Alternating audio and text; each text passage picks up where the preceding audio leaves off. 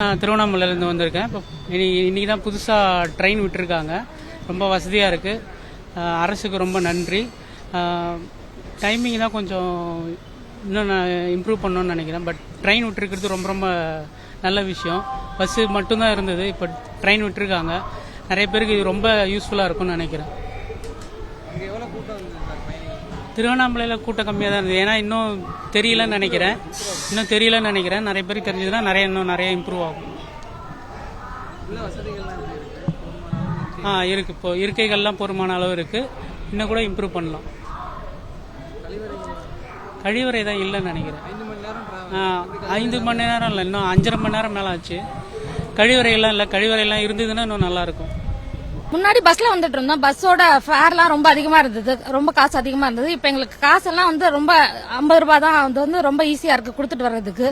இன்னும் நேரம் தான், பயண நேரம் தான் கொஞ்சம் அதிகமா இருக்கு. அது கொஞ்சம் கம்மியா இருந்தா இன்னும் நல்லா இருக்கும். அவ்வளவுதான். ஃப்ரீக்வெண்டா இருந்தா நிறைய இருக்கும். இப்ப காலையில நாங்க 4 மணில இருந்து இத்தனை மணிக்குள்ளார வரா மாதிரி இருக்கும். இன்னும் நடுவுல இருந்தா இன்னும் கொஞ்சம் நல்லா இருக்கும். அப்புறம் ஈவினிங் போறதும் நைட்டு 12 மணிக்கு ரீச் ஆகிற மாதிரி இருக்கு. அது கொஞ்சம் ஒரு 10 மணிக்கு அந்த மாதிரி டைம் போற மாதிரி இருந்தா இன்னும் கொஞ்சம் ஈஸியா இருக்கும். வேகம் இல்ல, அங்கங்க நிக்கிற நேரம் எங்களுக்கு அந்த கண்டோன்மெண்ட்லயே 1 மணி நேரம் 1.5 மணி நேரம் கிட்ட இருக்கு. அது கொஞ்சம் குறைச்சாக்கா நல்லா இருக்கும். நிக்கிறது கொஞ்சமா இருக்கலாம். 1.5 மணி நேரம் நிக்கிறது கொஞ்சம் அதிகமா இருக்கு இல்லைங்களா? அதுதான். சந்தோஷமா இருக்கு.